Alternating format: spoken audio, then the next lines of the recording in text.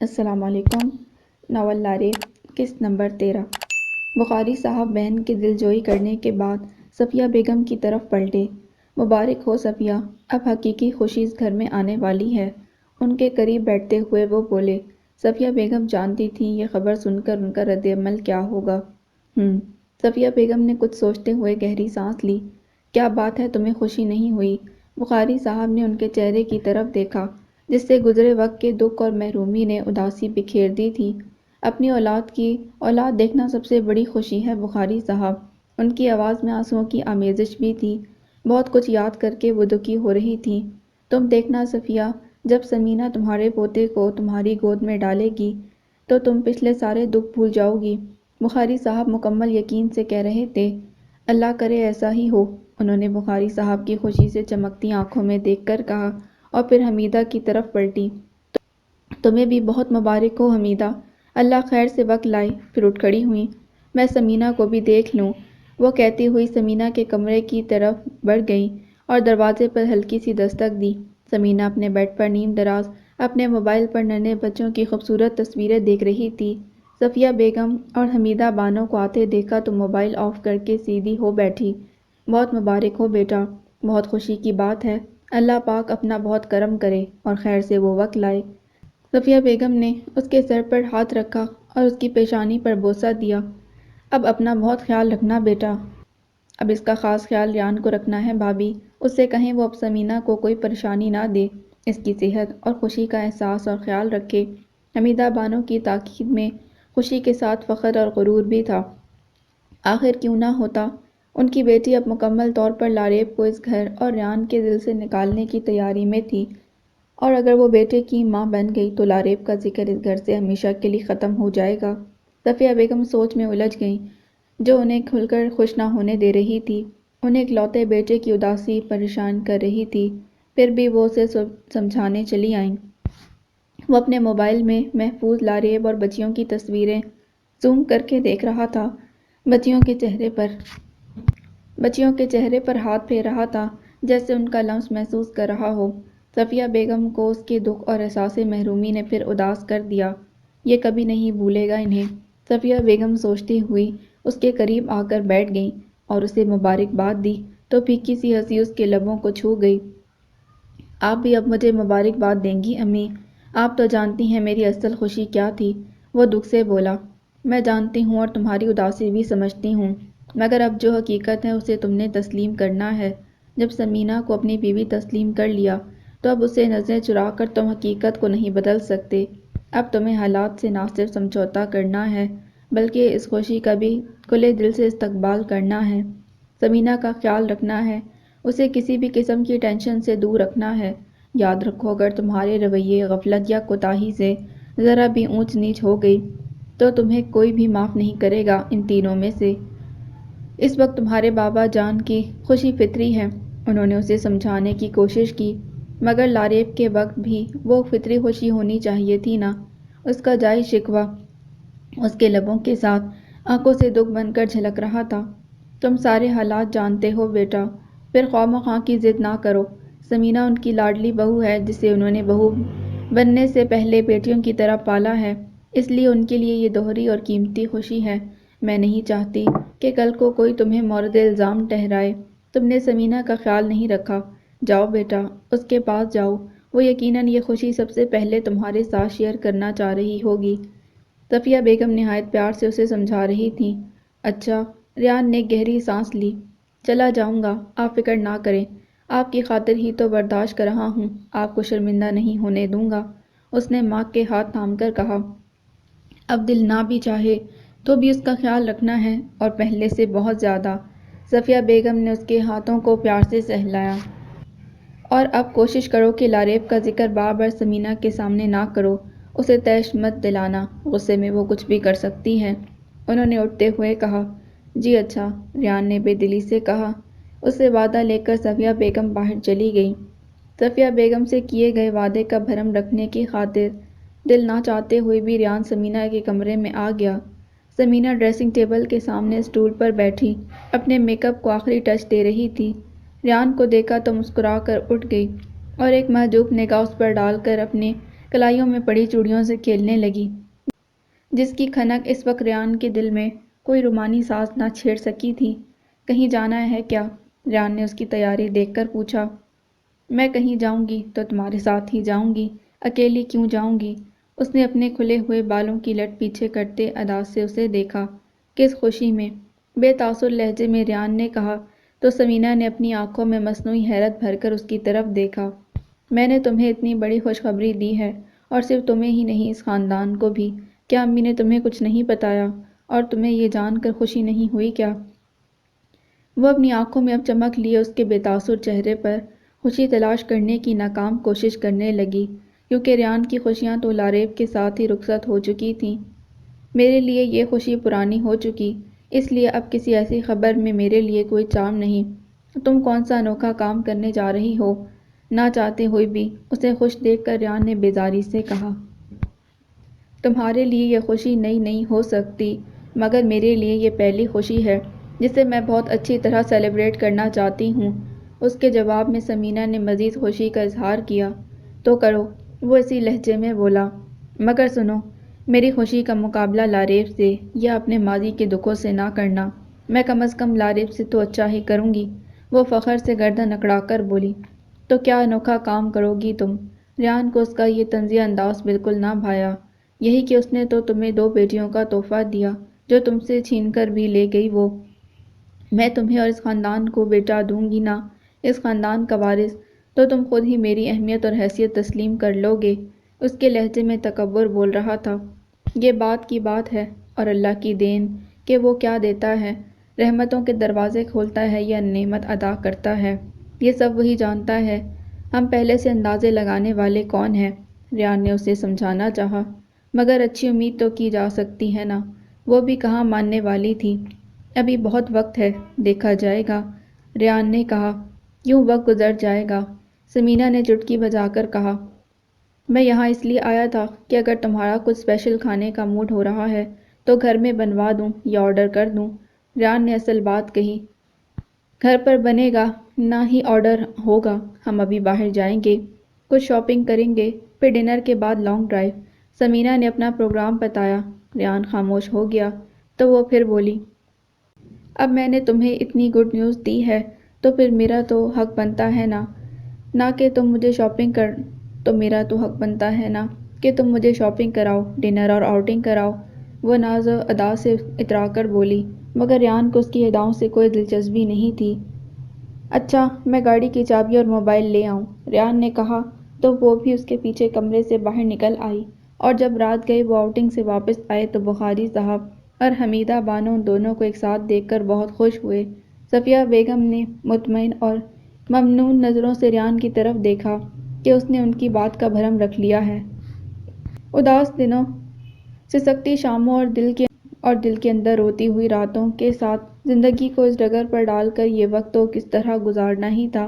لاریب کو سلائی سینٹر میں شروع میں کچھ مشکل تو ہوئی تھی، اس لیے کہ کبھی اس نے سوئی میں دھاگہ تک نہ ڈالا اور کبھی حجاب کے ساتھ کام کرنے کی عادت نہ تھی، مگر وہ حجاب نہیں اتار سکتی تھی۔ اسے ڈر بھی تھا کہ وہاں موجود خواتین اسے پہچان نہ جائیں۔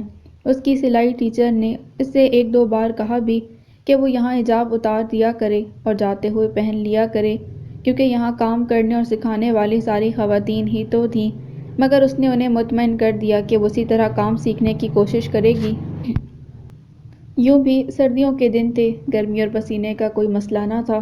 استانی جی نے اسے گھر پر اپنی پرانی سلائی مشین نکال کر دی تھی تاکہ وہ گھر کے لیے دیا جانے والا کام آسانی سے کر سکے۔ رات کو وہ فارغ ہو کر چھوٹے چھوٹے فراکس جو وہ سلائی سینٹر سے کٹنگ کرا کر لاتی سی لیتی تھی۔ استانی جی سے بھی مدد اور رہنمائی لیتی۔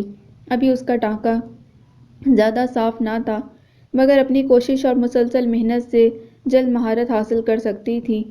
پہلے ماہ تو اس نے بچوں کی چھوٹی چھوٹی چیزیں بنانا سیکھیں، اور اب وہ اپنی بچیوں کے چھوٹے چھوٹے فراک بھی بنا کر انہیں پہنانے لگی تھی۔ جیسے جیسے وہ مشق کر رہی تھی، اس کے کام میں نفاست آتی جا رہی تھی۔ دوسرے ماہ میں اس نے لڑکیوں کی کرتیاں، شرٹس اور ٹراؤزر بنانا شروع کر دیے۔ اب ہاتھ اور صاف ہوتا جا رہا تھا، اور اب وہ کٹنگ بھی اچھی کر لیتی تھی۔ تیسرے ماہ اس نے خواتین کے کپڑے بنانا سیکھے۔ فیشن کے مطابق ڈیزائننگ اور کٹنگ ہی اصل کام تھا۔ رفتہ رفتہ مسلسل مشق سے اس کے کام میں مہارت اور نفاست آتی جا رہی تھی۔ مشق جاری رکھنے کے لیے لڑکیوں کے کپڑے اس نے اب باقاعدہ طور پر سینے شروع کر دیے تھے۔ استانی جی کے وساست سے اب محلے کی لڑکیوں کے کپڑوں کے آرڈر ملنا شروع ہو گئے۔ وہ کوشش کرتی کہ ہفتے میں 2 سوٹ تیار کر لے۔ کورس ختم ہونے کے بعد اب اس کے پاس زیادہ وقت ہوتا تھا اور رات کو فارغ ہو کر وہ سکون سے کٹنگ کرتی اور دن میں جب بچیاں سو جاتیں تو سلائی کا کام کر لیتی۔ اب تو بچیاں بھی بڑی ہو رہی تھیں، انہوں نے بیٹھنا شروع کر دیا تھا۔ 6 ماہ کا وقت گزر گیا اور یہ وقت اس نے ریان کے بغیر کیسے گزارا تھا، یہ اس کا دل اور اس کی تنہا راتیں جانتی تھیں۔ اب یوں لگتا تھا کہ زندگی کو جینا نہیں، صرف گزارنا ہے اپنی بچیوں کی خاطر۔ کام کی زیادتی کی وجہ سے جسمانی تھکن تو ہوتی ہی تھی، مگر جب رات کو تھک کر سونے کے لیے بستر پر آتی تو ریان کی یاد دل اور روح کو تھکا دیتی، پھر جانے وہ کب اپنے آپ کو نیند کے سپرد کرتی۔ اب بچیوں کو رات کو ٹھوس غذا کھلا کر سلاتی، اسی لیے بچیاں بھوک سے بے چین ہو کر بار بار نہیں اٹھتی تھیں اور سکون سے سوتی رہتی۔ وہ خود فجر سے پہلے اٹھ کر تہجد کی نماز ادا کرتی، فجر کی اذان ہونے تک جائے نماز پر بیٹھی اپنے رب سے معافی اور اس کے کرم کی طلبگار رہتی، پھر فجر کی نماز کے بعد قرآن پاک کی تلاوت میں مصروف ہو جاتی۔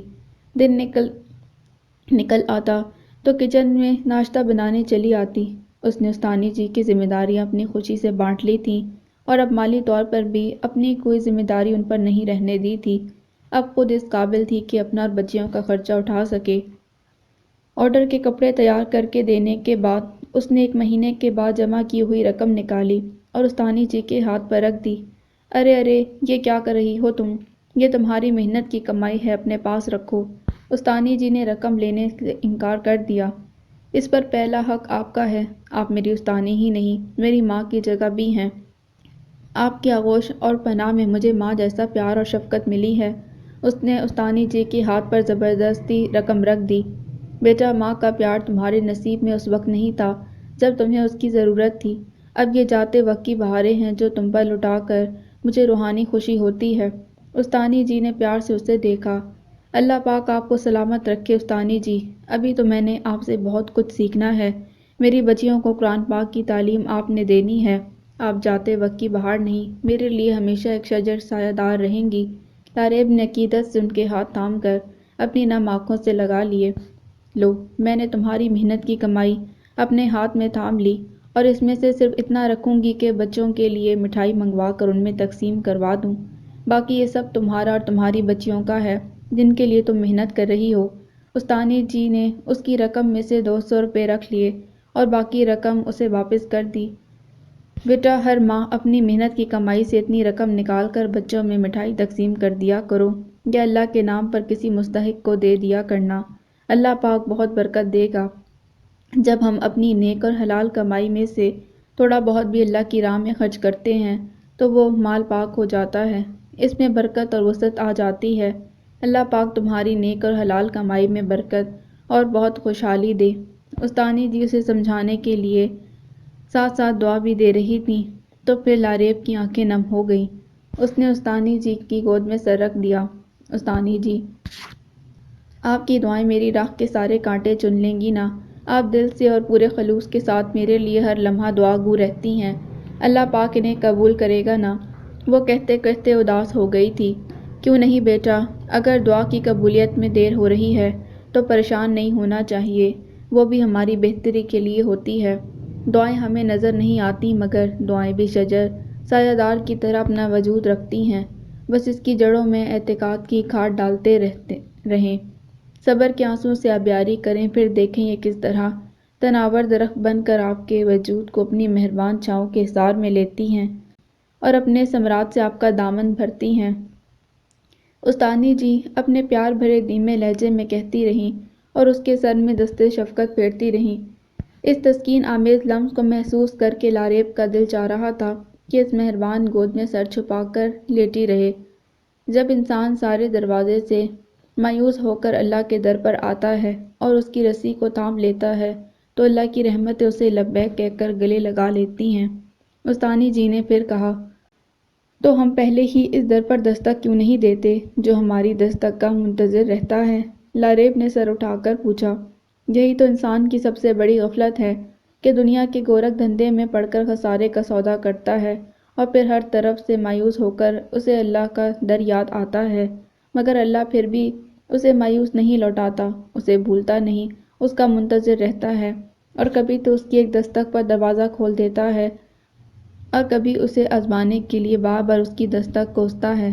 سچے دل سے پکارنے والے کی صدائیں اسے اتنی اچھی لگتی ہیں کہ وہ چاہتا ہے بندہ اسے پکارتا ہی رہے اور اسے طلب کرتا رہے۔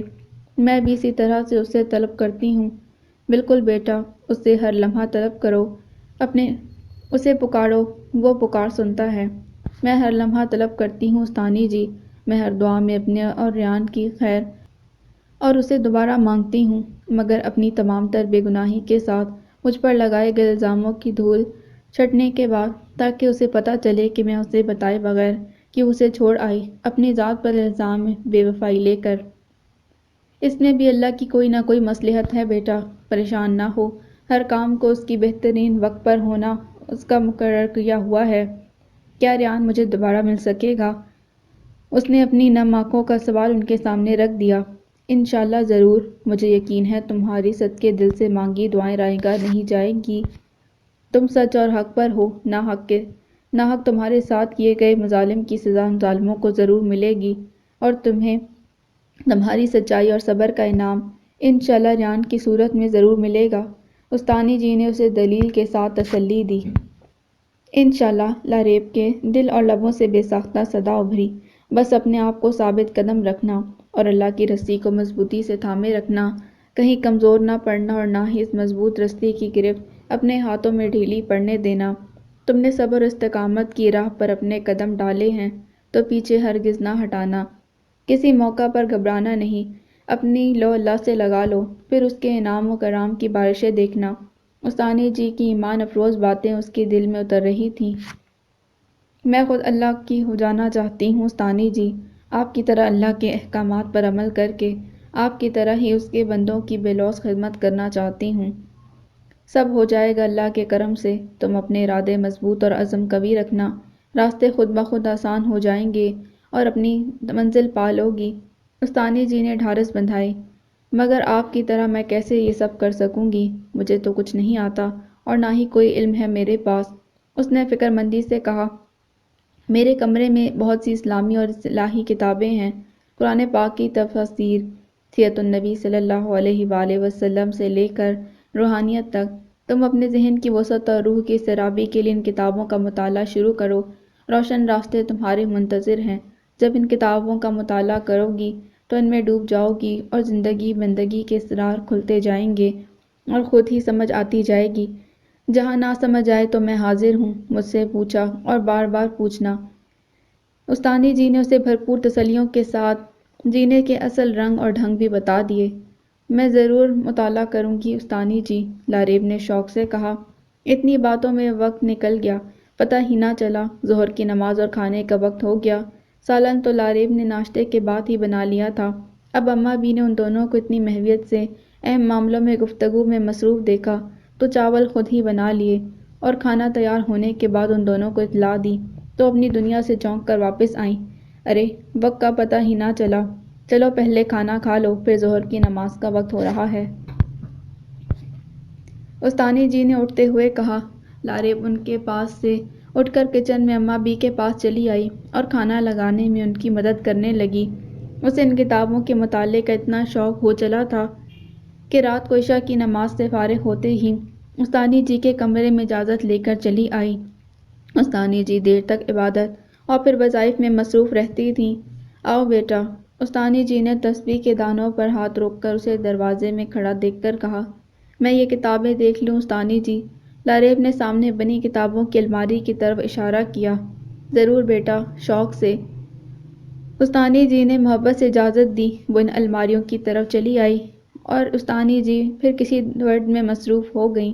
اس کے سامنے قیمتی کتابوں کا ایک خزانہ تھا جو اسے اپنی طرف بلا رہا تھا۔ علم اور معرفت کے یہ بیش بہا خزانے اسی کے منتظر تھے کہ وہ اب ان میں ڈوب کر سراغ زندگی پا جائے، ان میں چھپے سنہری لفظوں کے نخینے اس کی زندگی میں سچے موتیوں کی تابناکیاں پھیلا دیں اور اس کا آنے والا وقت روشن ہو جائے۔ اس نے موت کا منظر اٹھا لی اور پاس رکھی کرسی پر بیٹھ کر دوبارہ سے اس کا مطالعہ کرنے لگی۔ یہ اور دیگر چند کتابیں ریان نے اسے لا کر دی تھیں جن کا مطالعہ وہ فارغ اوقات میں کیا کرتی تھی۔ وہ کتابیں پڑھنے لگی تو ایک بار پھر رونگٹے کھڑے ہو گئے۔ اسے یوں محسوس ہوا جیسے ایک بار پھر اس کے گناہ اس کے سامنے دیوار بن کر کھڑے ہوں گے۔ اپنے گرد چنی گئی اس دیوار میں اپنا دم گھٹتا محسوس ہونے لگا۔ ان گناہوں کی سزائیں کتنی ہولناک تھیں اور وہ منظر جن کا ذکر کیا گیا تھا خوفزدہ کرنے اور دل دہلا دینے والے تھے۔ جیسے جیسے وہ پڑھتی گئی جسم میں چونٹیاں رینگتی محسوس ہوئیں۔ دوزخ کی آگ میں لپیٹے وہ اپنے وجود کے گرد محسوس کرنے لگی تو سردی میں بھی پسینے چھوٹ گئے۔ اس کا رواں رواں لرز رہا تھا۔ کیا میں ہمیشہ اپنے گناہوں کی سزا کے طور پر اس جہنم میں رہوں گی؟ اس نے لرز کر سوچا۔ اللہم اجرنی من النار، وہ بار بار دہرانے لگی۔ پھر اس کی نظروں کے سامنے وہ منظر ہٹے۔ اب وہ نیک اعمالوں کی جزا کے طور پر دی جانے والی وحشت کا حوال پڑھ رہی تھی اور ساتھ ساتھ استغفار کا ورد بھی جاری رکھے ہوئے تھی۔ استانی جی نے اسے پلٹ کر دیکھا۔ وہ آنکھیں مودے کسی تصور میں گم تھی۔ استانی جی نے مسکرا کر پھر اس کے لیے دعا کی۔ آج کے لیے اتنا ہی کافی ہے، استانی جی نے اس سے کہا تو اس نے چونک کر بند آنکھیں کھول دیں۔ وہ جنت اور جہنم کے مابین گھوم رہی تھی اور وہ مناظر اس کی آنکھوں سے جدا نہ ہو رہے تھے۔ جب کسی گناہ کا خیال رونگٹے کھڑے کر دے اور کوئی نیک عمل آپ کو سرشاری عطا کرنے لگے تو سمجھو فلاح کا راستہ نظر آنے لگا ہے۔ استانی جی نے اسے دم کرتے ہوئے کہا، جاؤ اب سو جاؤ بیٹا، اب روزانہ کسی نہ کسی کتاب کا مطالعہ تمہارے دل اور ذہن کو مزید روشن کر دے گا۔ استانی جی نے اس سے کہا۔ اس نے کتاب بند کر کے اس کی جگہ پر واپس رکھی اور پھر استانی جی کو شب بخیر کہتی اپنے کمرے میں چلی آئی۔ اماں بھی اور بچیاں سکون سے سو رہی تھیں۔ وہ بچیوں کے قریب آ کر لیٹ گئی۔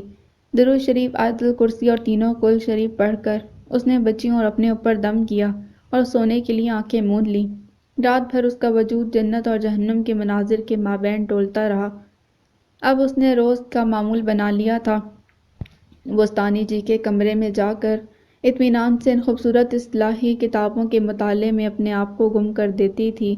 پھر وہ ان کی اجازت سے کتابیں اپنے کمرے میں لے آتی تاکہ لائٹ جلتی رہنے سے استانی جی کی نیند خراب نہ ہو۔ اپنے کمرے میں بیڈ کی سائڈ ٹیبل پر رکھے لیمپ کی روشنی میں مطالعہ جاری رکھتی۔ اب درود شریف کے فضائل اس کے ہاتھ میں تھے۔ جیسے جیسے وہ درود پڑھتی گئی اس کی روح کے اندر سرشاری اترتی گئی۔ ایک نشہ سا چھانے لگا، عقیدت کا نشہ، محبتوں کا خمار، بندگی کا سرور۔ اللہ کی محبوب ترین ہستی احمد مجتبیٰ آقائے دو جہاں حضرت محمد مصطفیٰ صلی اللہ علیہ وآلہ وسلم پر ایک مرتبہ درود بھیجنے سے 10 بار اللہ کی رحمت نصیب ہوتی ہے، 10 نیکیاں ملتی ہیں۔ اور اگر زبان پر ہر لمحہ یہ پاک ورد جاری رہے، اس نے سوچا تو دل کی گہرائیوں میں اس نام مبارک صلی اللہ علیہ وآلہ وسلم کا سرور چھا گیا۔ اللہ تعالیٰ نے انسان کو بے شمار نعمتیں اور رحمتیں عطا کی ہیں کہ انسان اس کا تصور بھی نہیں کر سکتا۔ رات کافی دیر تک وہ پوری کتاب کا مطالعہ کر کے سوئی تو اس کے لبوں پر نیند میں بھی ذکر محمد صلی اللہ علیہ وآلہ وسلم تھا۔ پھر اس کی ہر رات اسی طرح بسر ہونے لگی۔ ذکر پاک سے معطر معطر یہ کیسا نشہ تھا جو اس کی روح میں اتر گیا۔ اس کی رگ رگ میں اب لہو کے ساتھ اپنے رب اور اس کی محبوب ترین ہستی کا نام گردش کرنے لگا۔ بہشتی زیور، تحفہ خواتین اور دیگر وظائف کی کتابوں کے مطالعے سے زندگی کے ہر مسئلے کا حل شریعت کے رو کے مطابق اسے سمجھ آتا گیا۔ ہم لوگ اپنی زندگیوں کی غفلت کے اندھیرے کے حوالے کر کے کس قدر مطمئن رہتے ہیں اور جب کوئی مشکل آ پڑتی ہے تو بندوں کے پاس بھاگتے ہیں، مزاروں پر حاضری دیتے ہیں، کس قدر ناآشنا اور بے خبر ہیں ہم۔ اللہ پاک نے زندگی کے ہر مسئلے کا حل قرآن پاک میں اتارا ہے۔ ایک مکمل ضابطہ حیات ہمیں زندگی کی رہنمائی کے لیے عطا کیا۔ جس نے اسے تھام لیا اور اس کے راستے پر چل پڑا اس نے فلاح پا لی۔ مثبت اور روشن سوچوں کی گہرائیوں میں وہ ڈوبتی چلی گئی۔ ہر کتاب کا مطالعہ اس کے لیے مشعل راہ بنتا گیا۔ وہ اپنی زندگی کے لیے یہی راستہ تو چاہتی تھی۔ جیسے جیسے وہ ان کتابوں سے فیض حاصل کر رہی تھی اس پر معرفت کے رنگ اتر رہے تھے۔ قرآن پاک کی تفاسیر، سیرت النبی کی بہترین کتابیں نبی پاک صلی اللہ علیہ وسلم سے اس کا عشق مزید گہرا کر رہی تھیں۔ اولیاء کرام کے حالات زندگی کا مطالعہ کیا تو معلوم ہوا کہ اسلام کی تبلیغ اور اللہ کا قرب حاصل کرنے کے لیے انہوں نے کیسی کیسی تکالیف اٹھائیں اور کیا ریاستیں کیں۔ ہم معمولی سے انسان تو بس سجدے ادا کر کے سمجھ لیتے ہیں ہم پکے مسلمان بن گئے۔ عبادت اور بندگی کا اصل مزہ اور حسن تو اللہ کے بندوں کے ساتھ حسن خلق سے پوشیدہ ہے۔ حقوق العباد کی کیا اہمیت ہے، وہ بہت کچھ استانی جی سے جان چکی تھی۔ اب یہ تمام حالات اور واقعات روحانی پڑھ کر اسے اپنی زندگی کو درست سمت میں لانے کی رہنمائی مل رہی تھی۔ ٹھوکر کھائے ہوئے انسان کو بہت سنبھل کر چلنا چاہیے، اس لیے وہ ہر قدم پر محتاط تھی کہ انجانے میں بھی اس سے کوئی ایسا عمل سرزد نہ ہو جائے جس پر اس کا رب اس سے ناراض ہو جائے۔ اس نے تو کبھی اپنے مجاز خدا کو جان بوجھ کر ناراض کرنے کی کوشش نہیں کی تھی۔ جب تک اس کے ساتھ رہی اسے اپنی محبت اور اطاعت سے راضی اور خوش رکھا، پھر وہ اپنے حقیقی خدا کو ناراض کرنے کا تصور بھی کیسے کر سکتی تھی۔ اس کی زندگی بالکل بدل چکی تھی، ایک انقلاب اس کی دنیا اور زندگی میں آ چکا تھا۔ اب زندگی کو اس اسبۂ حسنہ پر چلانے کا عشق اس کی روح میں سما گیا۔ میں اپنی بچیوں کی تربیت بھی زندگی کے ان اعلیٰ اور سنہری حدود پر کروں گی تاکہ کل کو کوئی یہ طعنہ نہ دے سکے کہ یہ کسی فلمی اداکارہ کی بیٹیاں ہیں۔ اس نے بہت گہرائی تک سوچا تھا، مگر روح کے اندر ایک کرب اب بھی باقی تھا، ابھی تو اور بھی آزمائشوں سے گزرنا تھا۔ اللہ کے محبوب بندوں نے اپنے رب کو راضی رکھنے کے لیے کیا کیا صعوبتیں نہ برداشت کیں، کیسے کیسے تکلیف دہ مراحل سے گزرے، اپنی جانوں کے نذرانے تک پیش کیے، تو ان کے آگے وہ کیا حیثیت رکھتی تھی؟ وہ تو بہت معمولی اور ادنا سی بندی تھی۔ ابھی تو اس کے سفر کا آغاز ہوا تھا، ابھی تو جانے کتنے پرخار سفر باقی تھے جس پر لہو لہان ہو کر اپنے دل اور روح کو بھی لہو لہو کر کے اسے منزل تک پہنچنا تھا۔ یہ سفر کٹھن سہی، راستے کی صعوبتیں بہت مشکل سہی، مگر ان کی منزل تو میری نجات ہے نا۔ اس کے ارادے مضبوط اور فیصلے اٹل تھے۔ اس کی مزید رہنمائی کے لیے استانی کی مدد شامل نہال تھی، اور وہ ساری ایمان افروز کتابیں جس سے اسے روحانی فیض حاصل ہو رہا تھا۔ روح کے اندر ایک نئی بیداری محسوس کر رہی تھی، قرب الہی کا ذریعہ لطف عبادت اور بندگی کا نشہ۔ وہ اپنے رب کی ذات میں اس نے اپنے آپ کو گم کر لیا، اور اسی طرح ریان کی جدائی کا احساس کم ہو گیا۔ وہ وقت جو ریان کے بغیر بیت رہا تھا، اس کا واقعی کوئی حساب نہ تھا۔ جدائی کی اذیت خانوں میں محبت کہیں سے سکتی اور دل کے اندر روتی رہتی تھی۔ 1 سال بیت گیا تھا جس کا لمحہ لمحہ اس کی آنکھوں میں آنسو بن کر قید تھا۔ وہ سارے پل آنسوؤں کے دریاؤں میں تیرتے تھے، اور اسے ہر مقام پر ریان کی یاد ہی نہ آئی بلکہ اس کی کمی اور شدت سے محسوس ہوئی۔ جب نور اور حور نے سہارے کے بغیر بیٹھنا شروع کیا، پھر گھٹنوں کے بل چلیں اور اپنی زبان سے پہلا لفظ بابا نکالا، جب پہلا دانت نکالا، پہلا قدم اٹھایا، ریان ان سارے لمحوں اور ان کی معصوم کلکاریوں سے محروم رہا۔ اپنی بچیوں کی یہ ساری خوشیاں اسے کتنی ادھوری لگی تھی ریان کے بغیر۔ ریان ساتھ ہوتا تو ان لمحوں پر نثار ہو جاتا، ان کی معصوم شرارتیں اور قہقہوں پر فدا ہوتا، مگر ان ادھوری خوشیوں کے لیے اپنا دامن تو خود اس نے وا کیا تھا، اور ریان کو ان خوشیوں سے محروم رکھنے کی ذمہ داری بھی خود ہی لی تھی۔ کبھی کبھی تو وہ اپنے آپ کو ملامت کرنے لگتی، یہ سارے لمحے جن سے ان دونوں نے خوشیاں اکٹھی کشید کرنا تھیں، اس کے لیے دکھ اور محرومی کا احساس بن کر زندگی کے ساتھ چل پڑے تھے۔ بچوں کی جن شوق شرارتوں کو ماں باپ نے مل کر انجوائے کرنا تھا، وہ سارے خوشگوار لمحے ان کی جدائیوں نے چاٹ لیے تھے، اور اب وہ تنہا ہی ان خوشیوں کو منانے کے لیے مجبور تھی۔ آج حور اور نور کی سالگرہ کا دن تھا، پہلی سالگرہ جس کے لیے بہت زیادہ اہتمام کیا جاتا ہے۔ ماں باپ اپنی اولاد کی جن خوشیوں پر نہال ہو جاتے ہیں، وہ دونوں ہی اس جدائی کے ہاتھوں یادگار لمحوں کو کھو چکے تھے۔ اس دن کے لیے بچیوں کے پیدا ہوتے ہی کیا کیا نہ خواب ان دونوں نے اپنی آنکھوں میں سجائے تھے۔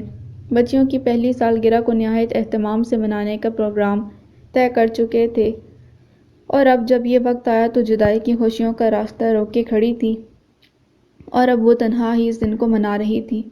بچیوں کے لیے خوبصورت فراکس اس نے خود تیار کیے تھے۔ استانی جی، اماں بھی اور رضیہ بی بی نے مل کر ذہن کو غباروں اور رنگ برنگی جھالروں سے سجا دیا۔ شاگرد بچوں کو بلا کر سالگرہ کی چھوٹی سی سادہ تقریب کا اہتمام کر لیا۔ کیک کاٹنے سے پہلے موم بتیاں بجھاتے ہوئے لاریب کا دل بھی بجھا، اور کیک کاٹتے ہوئے دل کے بھی کئی ٹکڑے ہوئے۔ آنکھیں ریان کو یاد کر کے نم ہو گئیں۔ زندگی کے میلے میں، رقص کی گھڑیوں میں اس کا ہمسفر اس کے ساتھ نہ تھا۔ خوشی کو گہن تو لگنا ہی تھا۔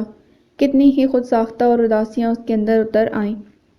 کیک کاٹ کر لاریب نے سب بچوں میں تقسیم کر دیا اور ایک چھوٹا سا ٹکڑا لے کر اپنی گود میں اٹھائی ہوئی حور کے منہ میں ڈالا اور پھر استانی جی کی گود میں بیٹھی ہوئی نور کے منہ میں ڈال دیا۔ دونوں نے پہلے اپنی ننھی زبان اور ہونٹوں میں دبایا، کچھ منہ میں گیا اور کچھ اگل دیا۔ استانی جی ان کا منہ صاف کرتے ہوئے ان کی حرکتوں پر مسکرانے لگیں اور پھر ڈھیر ساری دعائیں ان کے لبوں سے نکل گئیں۔ اللہ پاک ان بچیوں کے نصیب بہت روشن رکھے اور جلدی انہیں ان کے باپ سے ملوا دے۔ استانی جی نے دل سے دعا دی۔ ریان کو یاد کر کے لاریب کی آنکھیں پھر جھلملا گئیں۔ جس طرح تم اس کی کمی محسوس کر کے اداس اور دکھی ہونا، وہ بھی اسی طرح اپنی بچیوں کا یہ یادگار دن اکیلے ہی منا رہا ہوگا۔ استانی جی نے کہا۔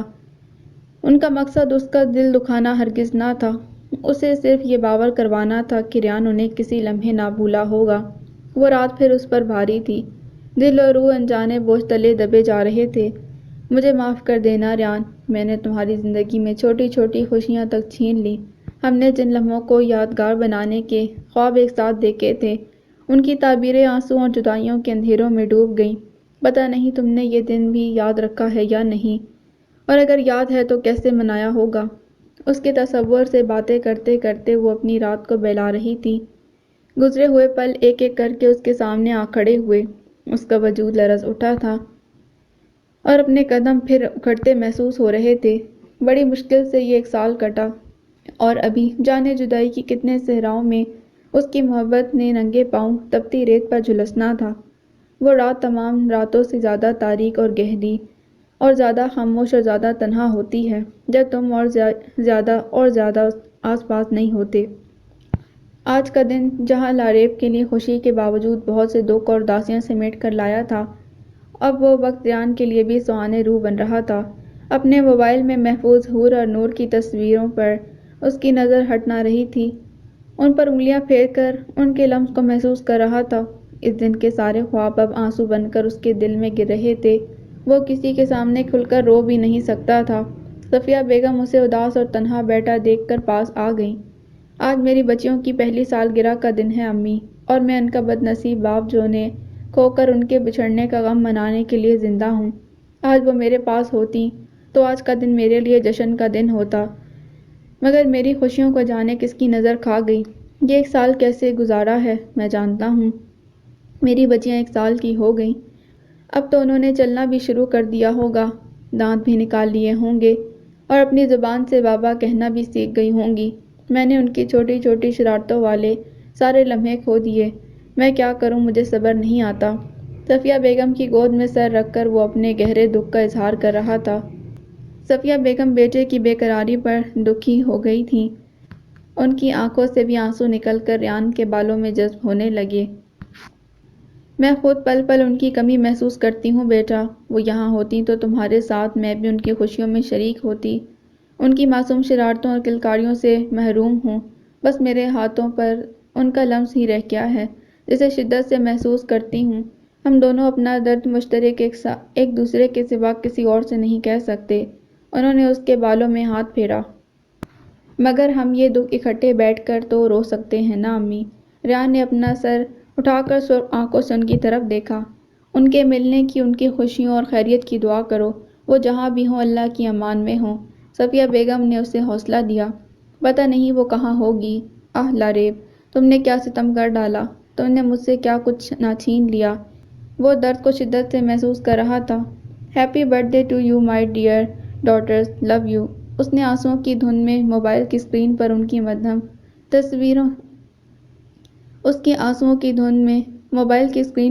تصویریں مدھم ہونے لگیں۔ صفیہ بیگم نے اس کے ہاتھ سے موبائل لے کر رکھ لیا تو انہوں نے بھی اپنے آنسو پوچھ ڈالے۔ جو چلا گیا ان کا غم اور سوگ منانے کی بجائے اس کا سوچو جو دنیا میں آنے والا ہے۔ اچانک ہی بخاری صاحب کی آواز سنائی دی۔ وہ دونوں اپنے غم میں ان کی آمد کو محسوس نہ کر سکے۔ وہ کب وہاں آئے پتہ ہی نہ چلا۔ وہ اس گھر سے گئی ہیں میرے دل سے نہیں، وہ میرے دل میں ہیں، میری زندگی ہیں بابا، میں انہیں نہیں بھول سکتا۔ ریان کے لہجے میں بیٹیوں کی محبت دھڑک رہی تھی۔ بہت ہو چکے یہ تماشے، اب بند کرو یہ سب کچھ، اور اب سمینہ کی فکر کرو، تمہاری ان حرکتوں سے اسے اتنا دکھ ہوگا، اور اگر اسے کچھ ہوا تو میں تمہیں معاف نہیں کروں گا۔ آنکھ اوجھل پہاڑ اوجھل، اب اپنی زندگی کی طرف لوٹ آؤ اور اپنی آنے والی زندگی کے بارے میں سنجیدگی سے سوچو۔ اس آنے والے کا بھی تم پر اتنا ہی حق ہے۔ میری بات اچھی طرح سمجھ اور جان لو۔ بخاری صاحب کی رعونت میں کمی نہ آئی تھی۔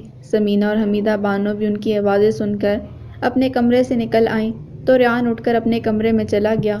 سمینہ نے دکھی ہو کر حمیدہ بانو کی طرف دیکھا۔ ریان ابھی انہیں کبھی نہیں بھول سکتا۔ اگر اسی طرح یہ تماشے ہوتے رہے تو میں کیسے برداشت کروں گی؟ ریان کو میری کوئی فکر نہیں۔ تم اپنے آپ کو ٹینشن نہ دو سمینہ، آج اس کی بچیوں کا جنم دن ہے۔ اس کا اداس ہونا فطری ہے، مگر تم فکر نہ کرو، چند دنوں میں ٹھیک ہو جائے گا، اور تم دیکھنا جب تم مجھ سے بیٹے کی خوشخبری دو گی تو سب کچھ بھول جائے گا۔ بیٹے کا باپ بننا فخر کی بات ہوتی ہے۔ کچھ دن صبر کر لو اور کوئی بھی الٹی سیدھی بات سوچ کر اپنے آپ کو نقصان نہ پہنچا لینا۔ تمہارا اپنے آپ کو نارمل رکھنا بہت ضروری ہے۔ حمیدہ بانو کو سمینہ کی فکر نے پریشان کیا ہوا تھا، اس پر ریان کا رویہ اور بار بار بچیوں اور لاریب کا ذکر سمینہ کے لیے تو یہ غم صدمہ بن سکتا تھا، اسی لیے وہ ہر لمحہ اسے تسلی دیتی تھی اور اپنا خیال رکھنے کو کہتی، جبکہ اس بات پر مصر تھی کہ ریان ہر لمحے اس کی دلجوئی کرے، اس کے ناز نخرے اٹھائے، مگر ریان صرف اس کی ضرورتوں کا خیال رکھتا تھا، اس کے مستقبل کے بارے میں کوئی بات نہیں کرتا، جیسے اسے آنے والے سے کوئی دلچسپی نہ ہو۔ اس کی ساری توجہ کا مرکز اب تک اس کی کھوئی ہوئی بچیاں تھیں، جو جا کر بھی سمینہ کے لیے وبال جان بنی ہوئی تھیں۔ اس کی سمجھ میں نہ آتا کہ وہ ریان کو ان کے سحر سے کس طرح نکالے۔ بھابھی، آپ ریان کو سمجھائیں، اس کی بے رخی اور لاپرواہی سمینہ کے لیے اچھی نہیں۔ حمیدہ بانو صفیہ بیگم سے شکوہ کر رہی تھی۔ میں اسے جتنا سمجھا سکتی ہوں سمجھا رہی ہوں حمیدہ، مگر اس کا دل نہیں بدل سکتی۔ آہستہ آہستہ ہی سب ٹھیک ہوگا، آخر 1 سال تو گزر ہی گیا نا، آگے بھی وقت گزر جائے گا اور وہ سنبھل جائے گا۔ اپنی اولاد کی اسے فکر کیوں نہ ہوگی، بس تم دونوں فی الحال اس کے دل کے معاملات میں دخل نہ دو۔ صفیہ بیگم نے اپنا مشورہ دیا تو حمیدہ بانو نے منہ بنا لیا۔ ان سب حالات کو دیکھتے ہوئے صفیہ بیگم ریان کو سمجھاتی تھیں کہ اب اس کی توجہ کی سمینہ کو زیادہ ضرورت ہے۔ اگر خدا نخواستہ اسے کچھ ہو گیا تو سب اسے ہی مورد الزام ٹھہرائیں گے۔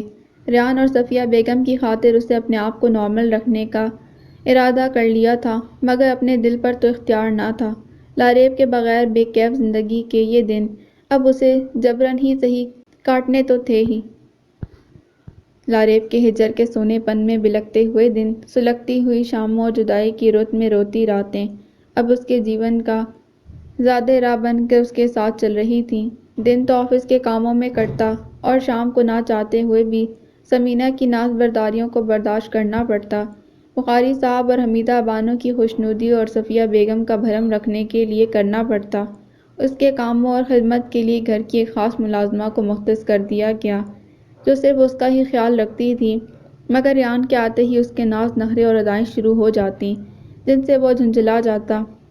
یہ کوئی نیا اور انوکھا کام نہیں تھا جو وہ کرنے جا رہی تھی۔ سارا دن اس کے آرام کرنے اور پھر شام کو ریان کے ساتھ کہیں نہ کہیں نکل جانے پر صفیہ بیگم خوش نہ تھی۔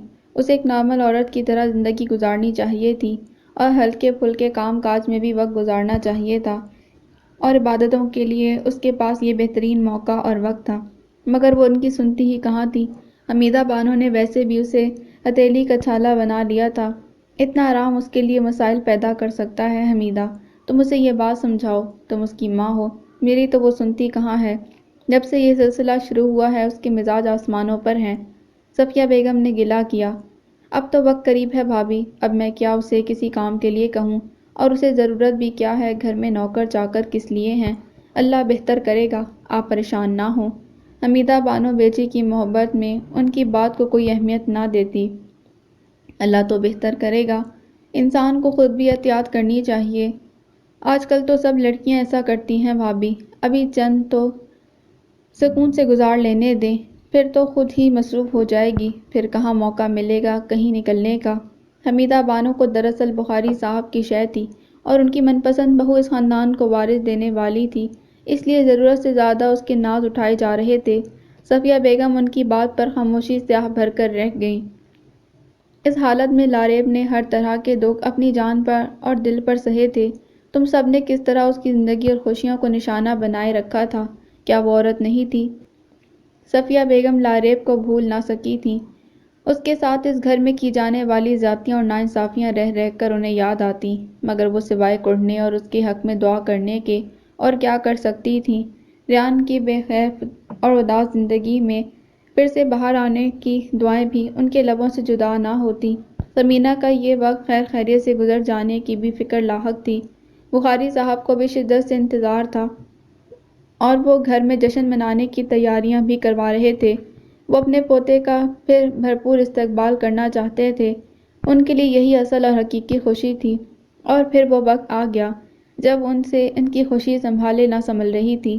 ثمینہ کی طبیعت خراب ہونے لگی تو حمیدہ بانو کے پاؤں بھی پھولنے لگے۔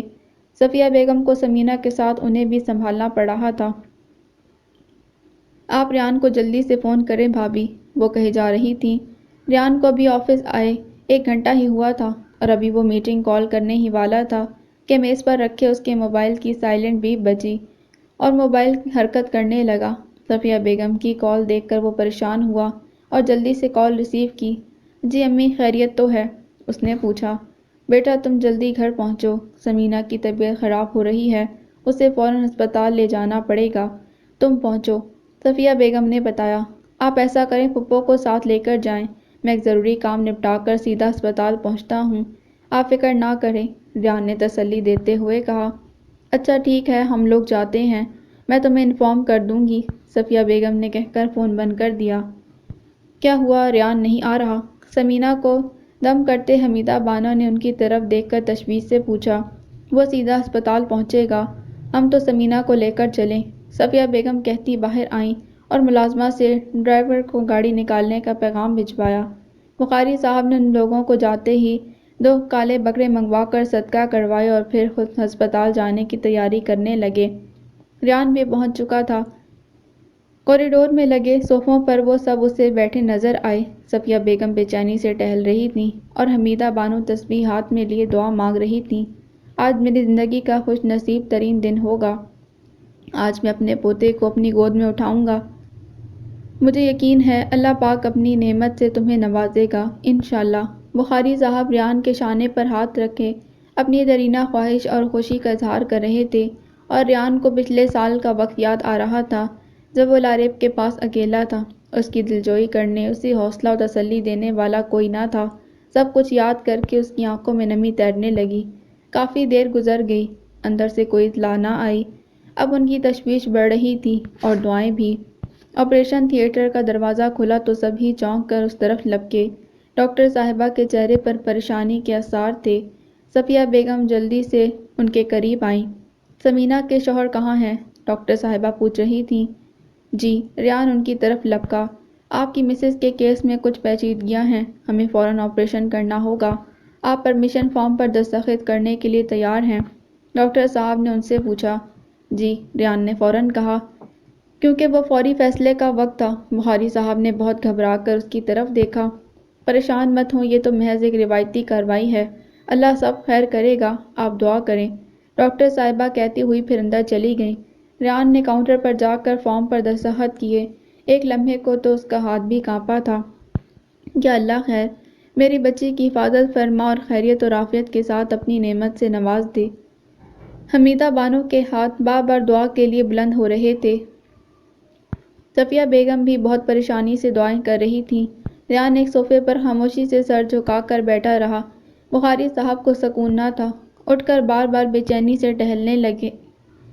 2 گھنٹے کے صبر آزما انتظار کے بعد پھر ڈاکٹر صاحبہ باہر آئیں۔ اب ان کے چہرے پر اطمینان بخش مسکراہٹ تھی۔ مبارک ہو آپ سب کو، اللہ نے اپنی پیاری رحمت سے نوازا ہے، بیٹی اور ماں خیریت سے ہیں، ڈاکٹر صاحبہ نے بتایا۔ بیٹی، بیٹی، بیٹی، بخاری صاحب کو ٹہلتے ٹہلتے اپنا دل ڈوبتا محسوس ہوا۔ میری بچی تو ٹھیک ہے نا، میں اسے دیکھوں گی۔ حمیدہ بانو بیٹی کی پیدائش کا سن کر مایوس اور بجھی بجھی سی ڈاکٹر صاحبہ کے پاس آئیں۔ آپ ثمینہ کی والدہ ہیں؟ انہوں نے پوچھا۔ جی، وہ بے چینی سے بولیں۔ آئیے میں آپ کو ثمینہ کے پاس لے چلوں، ویسے وہ بالکل ٹھیک ہے۔ ڈاکٹر صاحبہ انہیں اندر لے گئیں۔ خاتون، آپ اطمینان سے میری بات سنیں اور سمجھیں، ڈاکٹر صاحبہ کہنے لگیں۔ تو حمیدہ بانو کا دل دھڑکا۔ سمینہ کے کیس میں پیچیدگیوں کی وجہ سے ہمیں آپریشن کرنا پڑا۔ یوں سمجھیے کہ اسے نئی زندگی ملی ہے اور یہ اس کی پہلی اور آخری اولاد ہے۔ ڈاکٹر صاحبہ انہیں سمجھانے کے لیے مناسب الفاظ ڈھونڈ رہی تھیں۔ کیا مطلب؟ حمیدہ بانو کا دل کسی خدشے سے کانپ گیا۔ سمینہ اب کبھی ماں نہیں بن سکے گی، بچی بھی بہت کمزور ہے، اس کی بہت کیئر کی ضرورت ہے، ڈاکٹر صاحبہ بتا رہی تھیں، اور حمیدہ بانو کے سامنے زمین آسمان گھوم گئے۔ جی، وہ حیرت سے انہیں دیکھنے لگی۔ خوشیوں کے محل آن کی آن میں زمین بوس ہو گئے تھے۔ میں جانتی ہوں ایک ماں کے لیے یہ کسی دکھ اور صدمے سے کم نہیں، پہلی اولاد بیٹی اور آگے کوئی امید نہیں، مگر آپ کو اب بہت حوصلے سے کام لینا ہوگا اور اپنی بیٹی کو بھی سنبھالنا ہوگا۔ مگر میں اپنی بیٹی کو یہ منحوس خبر نہیں سناؤں گی اور نہ کسی کو بتاؤں گی۔ میری آپ سے بھی گزارش ہے کہ کسی کو نہ بتائیں۔ میرے بھائی صاحب تو پوتے کی خواہش میں خوشی سے نہال ہو رہے تھے، پوتی کا سن کر ہی وہ اپنے حواس میں نہیں ہیں، اور اب اگر انہیں یہ خبر مل گئی تو جانے کیا ہو جائے۔ حمیدہ بانو نے ان سے التجا کی تو ان کی مجبوری سمجھ گئیں۔ ٹھیک ہے، آپ بہتر سمجھ سکتی ہیں اپنے گھر کے ماحول اور اپنی بیٹی کی طبیعت کو، مگر ایک دن تو پتہ چلے گا ہی، جب دیکھی جائے گی۔ میں بھی اپنی بیٹی اور بھائی کو کوئی مزید شوق نہیں دینا چاہتی، وہ بولی۔ سمینہ کا بھی آپ کو بہت خیال رکھنا ہے، ڈاکٹر صاحبہ نے انہیں ہدایت کی۔ حمیدہ بانو بمشکل اپنے آپ کو سنبھالتی باہر آئیں۔ ان کی چال کی لڑکھڑاہٹ اور چہرے کا سفید پڑتا رنگ دیکھ کر صفیہ بیگم یہی سمجھتی تھیں کہ بیٹی کی پیدائش پر وہ دونوں بہن بھائی خوش نہیں ہیں، مگر تقدیر کی پہلی لاٹھی تو پڑ چکی تھی، گردشوں کا آغاز ہو گیا۔ حمیدہ بانو خاموشی سے ان کے پاس آ کر بیٹھ گئیں۔ کیا کہہ رہی تھیں ڈاکٹر صاحبہ؟ صفیہ بیگم نے پوچھا۔ سمینہ کی طبیعت کے بارے میں کچھ ہدایات دے رہی تھیں، اور بچی بھی بہت کمزور ہے، اس کی بھی اسپیشل کیئر کی ضرورت ہے۔ وہ اصل بات نہیں بتا سکی تھیں، ہمت ہی نہ تھی۔ بخاری صاحب بھی خاموش بیٹھے تھے، ان کی ساری خوشیاں انہیں اپنے ہی قدموں میں ڈھیر ہوتی محسوس ہو رہی تھیں، جبکہ ریان نے اپنا کوئی رد عمل ظاہر نہیں کیا۔ اسے نہ خوشی تھی اور نہ غم، وہ تو پہلے ہی 2 بیٹیوں کا باپ تھا، مگر اس سے اس کے دل کی راحتیں چھین لی گئی تھیں۔ بخاری صاحب کا جھکا ہوا سر ان کی شکست کا اعلان کر رہا تھا۔ ان کے کانوں میں ان کی اپنی ہی سرگوشیاں اب زخم بن کر کراہنے لگیں۔ تمہارے بیٹے کی ماں بننے کا حق صرف سمینہ کا ہے، بہت ذوق میں کہی گئی ان کی بات ریان کو بھی یاد تھی۔ اب کیا کہیں گے آپ بابا؟ ریان نے ان سے پوچھا۔ اب آپ مجھے باپ بننے کی مبارکباد نہیں دیں گے؟ یہ سمینہ کی اولاد ہے، لاریب کی نہیں۔ ریان ان کا رد عمل جاننے کی کوشش کر رہا تھا۔ اللہ تمہیں ہر خوشی مبارک کرے بیٹا، اللہ کی دین ہے، کسی کا کیا اختیار، بہت بجھے ہوئے لہجے میں انہوں نے کہا۔ ان کی آواز کی لرزش بتا رہی تھی کہ ان کے اندر کیا ٹوٹ پھوٹ ہوئی ہے، جسے وہ دبانا چاہ رہے تھے۔ خوشی؟ ریان طنز سے مسکرایا۔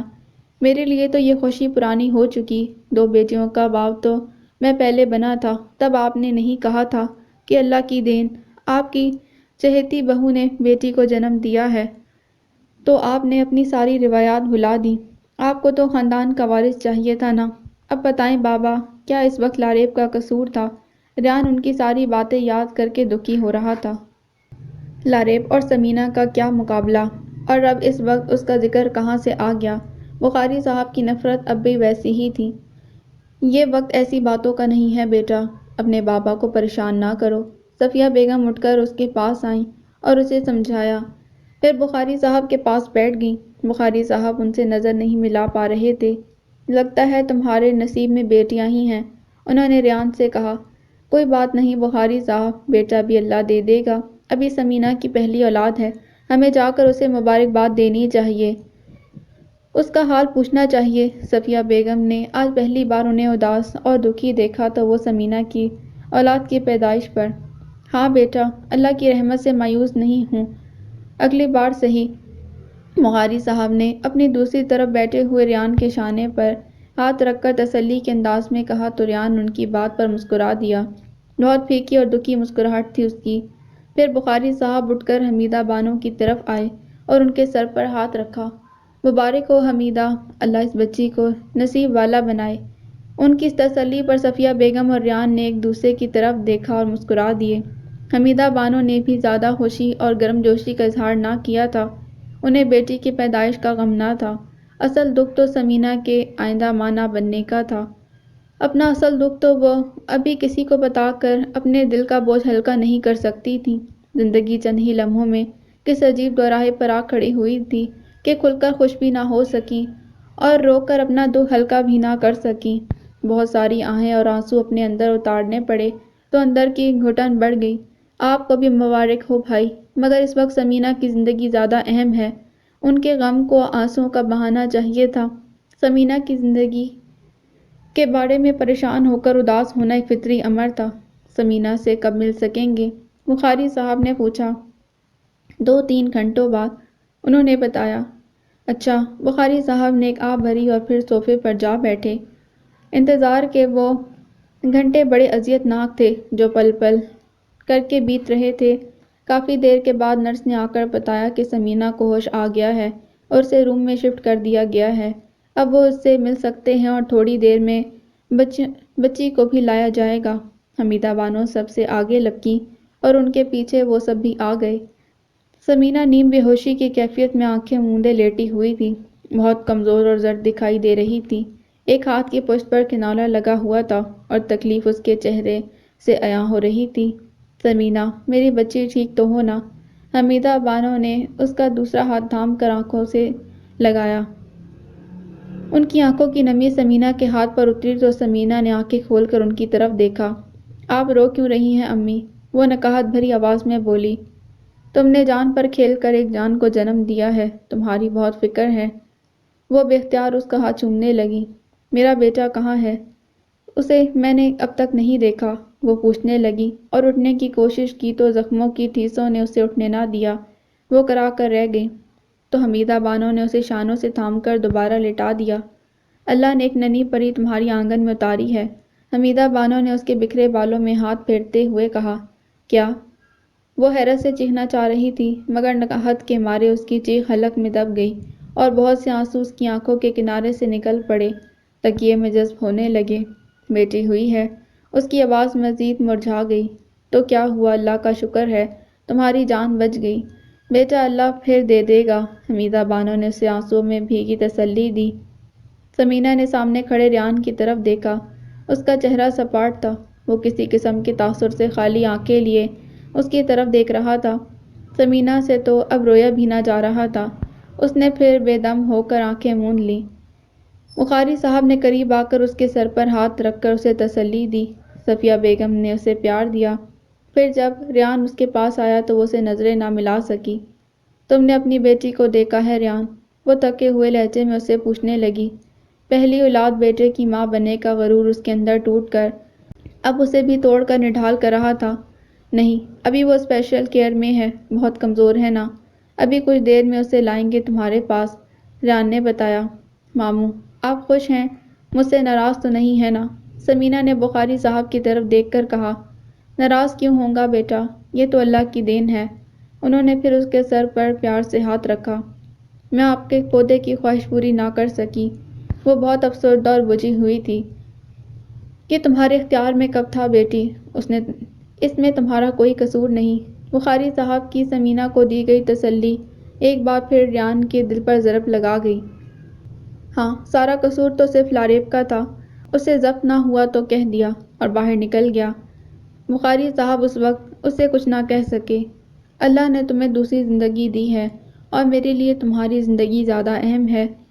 حمیدہ بانو نے اس کے آنسو پوچھے۔ پریشان نہ ہونا اور یہ سوچ کر اپنی بیٹی کو قبول کرو کہ بیٹی اللہ کی رحمت ہوتی ہے۔ صفیہ بیگم نے بھی اس کی دلجوئی کی مگر اسے قرار نہ آ سکا۔ کچھ دیر بعد نرس اس کی بیٹی کو لے آئی تھی۔ حمیدہ بانو نے اس کمزور سی بچی کو گود میں لیا تو یوں لگا کہ نومولود سمینہ کو اٹھا لیا ہو۔ نانی بننے کا احساس غالب آ گیا۔ انہوں نے اس بچی کے ماتھے پر آہستہ سے اپنے لب رکھ دیے، پھر سب نے اس بچی کو دیکھا اور پیار کیا۔ حمیدہ بانو نے اسے سمینہ کے پہلو میں لٹا دیا۔ سمینہ نے ایک نظر اسے دیکھا اور پھر رونے لگی۔ باہر سے اندر آتے ہوئے ریان نے بھی ایک نگاہ بچی پر ڈالی۔ بابا، بچی کے کان میں اذان دیں، وہ بخاری صاحب سے کہنے لگا۔ بخاری صاحب نے حمیدہ بانو کی گود سے احتیاط سے بچی کو اپنی گود میں لیا اور پھر ان کے لب دھیمی آواز میں بچی کے کانوں میں اذان کے مقدس الفاظ اتارنے لگے۔ ریان کی بصارتوں کے لیے یہ لمحے بہت بھاری ثابت ہو رہے تھے۔ اس کی بچیوں سے نفرت کرنے والے بخاری صاحب اب اپنی تیسری پوتی سے محبت کرنے پر مجبور تھے۔ نرس بچی کو لے کر واپس چلی گئی تھی۔ میں کب گھر جاؤں گی امی؟ سمینہ نے ان سے پوچھا۔ ابھی کچھ دن تو لگیں گے بیٹا، تمہارے زخم اور بچی کو ٹھیک ہونے میں۔ حمیدہ بانو نے اسے پھر تسلی دی۔ میرا خیال ہے اب آپ سب کا یہاں رکنا بیکار ہے، آپ لوگ گھر چلے جائیں۔ سمینہ نے آہستہ سے کہا۔ میں تو تمہیں چھوڑ کر نہیں جاؤں گی، تمہارے ساتھ رہوں گی۔ حمیدہ بانو فوراً بولی۔ ماموں اور ممانی چلے جائیں، تھک گئے ہوں گے۔ اس نے ان دونوں کی طرف دیکھ کر کہا۔ ہاں چلیں بخاری صاحب، آپ تھک جائیں گے، یہاں بے آرام ہی ہوں گے، کب تک باہر بیٹھے رہیں گے، اب گھر چل کر آرام کر لیں۔ صفیہ بیگم نے ان سے کہا۔ ریان کو یہیں رکنے دو، کسی چیز کی ضرورت پڑ سکتی ہے، بخاری صاحب نے کہا۔ بہن اور بھانجی کو پیار اور تسلی دی اور باہر آ گئے۔ ریان باہر صوفے پر بیٹھا گہری سوچوں میں گم تھا۔ تم یہیں رکنا بیٹا، تمہاری پھپھو اکیلی ہیں، کسی چیز اور دوا وغیرہ کی ضرورت پڑ سکتی ہے، صفیہ بیگم نے اسے اندر بھیجتے ہوئے کہا۔ ٹھیک ہے مگر میں رات کو واپس آ جاؤں گا، ریان نے تھکے ہوئے لہجے میں کہا اور انہیں خدا حافظ کہہ کر اندر چلا گیا۔ بخاری صاحب کے ساتھ چلتی ہوئی صفیہ بیگم نے آج پہلی بار ان کی کمر میں جھکاؤ اور چال میں لڑکھڑاہٹ محسوس کی، جیسے اندر غرور اور تکبر کا بت پاش پاش ہو رہا ہو، مگر بظاہر محسوس نہ ہونے دے رہے ہوں، اور محسوس ہونے بھی کیوں دیتے؟ اس میں ان کی شکست تھی، اور یہ شکست انہیں قبول اس لیے بھی نہ تھی کہ ابھی تو سمینہ کی پہلی اولاد تھی، ابھی امید کا دامن چھوڑا نہیں جا سکتا تھا۔ مگر جب وہ گھر پہنچے تو اندر جاتے ہوئے غیر ارادی طور پر نگاہ نیکسی کی طرف اٹھی۔ ایک لمحے کو یوں محسوس ہوا جیسے نیکسی سے اب بھی وہ معصوم چیخیں اٹھ رہی ہوں، اور لاریک ایک دم ان کے سامنے آ کھڑی ہوئی۔ اب کہیے بخاری صاحب، اب اللہ کی دین کو جھٹلا سکتے ہیں؟ بہت غرور اور گھمنڈ سے آپ نے کہا تھا نا کہ ریان کے بیٹے کی ماں بننے کا حق صرف سمینہ کو ہے۔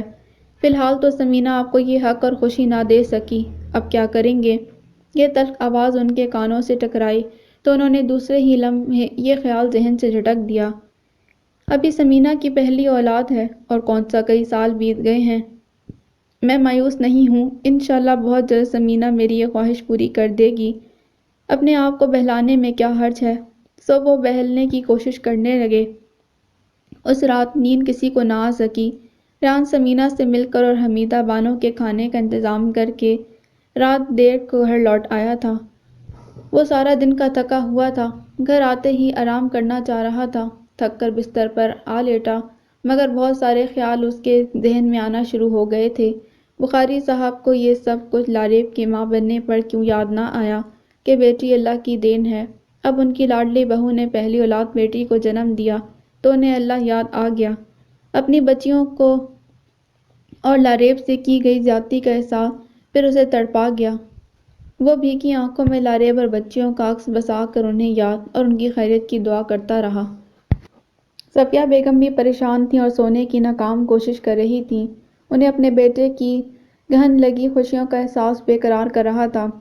لاریب کے جانے کے بعد ریان زندگی اور خوشیوں کی طرف واپس نہ آ سکا، زندگی کو بس گزار رہا تھا، جی نہ رہا تھا۔ بخاری صاحب پہلے تو کمرے میں ٹہلتے رہے، پھر بستر پر آ کر لیٹے تو کروٹیں بدلتے رہے۔ کیا بات ہے بخاری صاحب، نیند نہیں آ رہی؟ صفیہ بیگم نے پلٹ کر پوچھا۔ وہ گہری سانس لے کر رہ گئے۔ وہ جانتی تھیں آج ان کا ضمیر چند لمحوں کے لیے ہی صحیح انہیں ملامت تو کر رہا ہوگا۔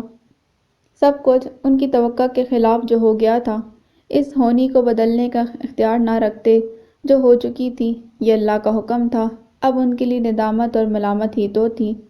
کوئی بات نہیں بخاری صاحب، مایوس نہ ہوں، دل پر نہ لیں، یہ اللہ کے فیصلے ہیں، اگلی بار اللہ آپ کو پوتے سے نواز دے گا، صفیہ بیگم نے تسلی دی۔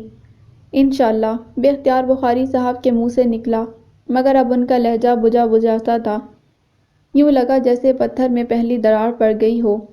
ادھر حمیدہ بانو سمینہ کو بار بار اٹھ کر دیکھ رہی تھیں۔ سمینہ تو اب دواؤں اور انجیکشن کے زیر اثر نیم بے ہوش سی سو رہی تھی، مگر اب حمیدہ بانو کی آنکھوں کی نیند پرائی ہو چکی تھی۔ آج کے سارے واقعات ان کے ذہن میں گردش کر رہے تھے۔ سب سے اذیت ناک اور تکلیف دہ سچ یہی تھا کہ اب سمینہ کی گود پھر بامراد نہ ہو سکے گی۔ اب وہ اس خاندان کو وارث دینے کے قابل نہیں رہی۔ یہ احساس ان کے دل کو کچوکے لگا رہا تھا اور وہ اس احساس کے وار کو تنہا سہنے پر مجبور تھیں۔ وہ کسی کے ساتھ اپنا یہ غم اور دکھ بانٹ نہ سکتی تھیں۔ اگر بھائی جی کو پتہ چل گیا تو یہ صدمہ سہ نہ سکیں گے۔ اگر ریان کو بھنک پڑ گئی تو وہ کیوں ان کی بانجھ بیٹی کو اپنے ساتھ رکھے گا؟ اس نے تو پہلے ہی زبردستی ان سب کی خاطر اسے اپنی بیوی قبول کیا ہے۔ اب اگر اسے یہ معلوم ہوگا تو کہیں وہ اسے طلاق ہی نہ دے دے۔